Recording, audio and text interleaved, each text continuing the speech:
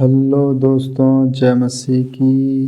Bible story audio Hindi channel में आप सभी का स्वागत है। आज हम पवित्र शास्त्र बाइबल के एक नए ऑडियो स्टोरी से जानेंगे। यहोशू की पुस्तक से स्मृति के 12 पत्थर के बारे में। हालेलुया।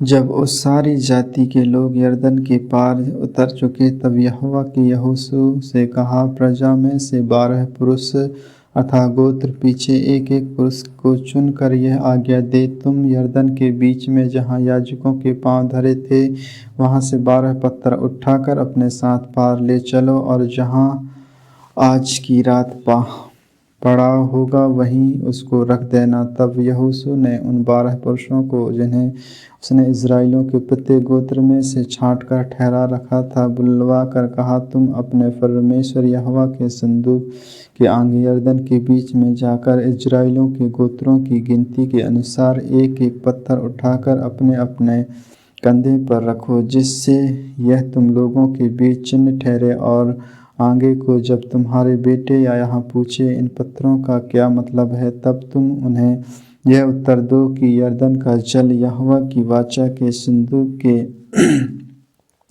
सामने से 2 भाग हो गया था, क्योंकि जब वह यरदन पार गया रहा था तब यरदन का जल 2 भाग हो गया। अतः वे पत्थर इज़राइल को सदा के लिए स्मरण दिलाने वाले ठहरेंगे।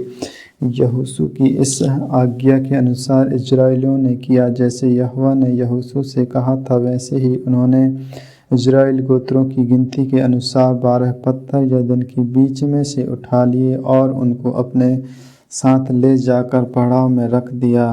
और यरदन के बीच जहाँ याजक वाचा के संदूक को उठाए हुए अपने पांव धरे थे, वहाँ यहोशू के 12 पत्थर खड़े कराए। वे आज तक वहीं पाए जाते हैं, और याजक संदूक उठाए हुए उस पत्थर तक यरदन के बीच खड़े रहे तब तक वे सब बातें पूरी ना हो चुकी जिन्होंने यहोवा ने यहोशू के लोगों से कहने की आज्ञा दी थी।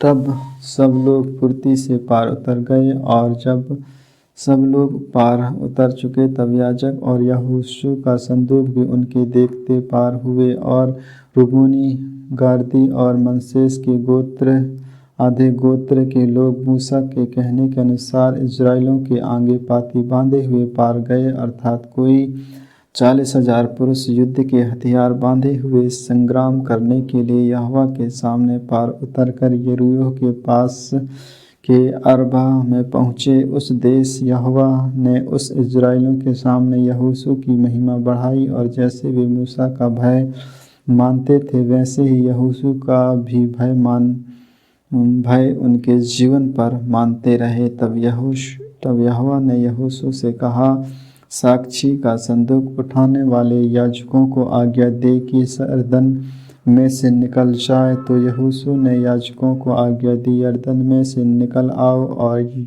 ज्यों ही यहोवा की वाचा का संदूक उठाने वाले याजक यरदन के बीच में से निकल आए और उनके पांव स्थल पर पड़े, त्यों ही यरदन का जल अपने स्थान पर आया और पहले के समान तटों के ऊपर फिर बहने लगा। पहले महीने के 10वें दिन को प्रजा के लोगों ने यरदन में से निकलकर यरीहो की पृथ्वी सीमा पर गिलगाल में अपने डेरे डाले, और जो 12 पत्थर यरदन में से निकले गए थे उनको यहोशू ने गिलगाल में खड़े किए। तब उसने इज़राइलियों से कहा, आगे को जब तुम्हारे बाल बच्चे अपने अपने पिता से यह पूछे, इन पत्थरों का क्या मतलब है, तब तुम यह कहकर उनको बताना, इज़राइली यरदन के पार स्थल चले आए थे, क्योंकि जैसे तुम्हारे परमेश्वर यहोवा ने लाल समुद्र को हमारे पार हो जाने तक हमारे सामने से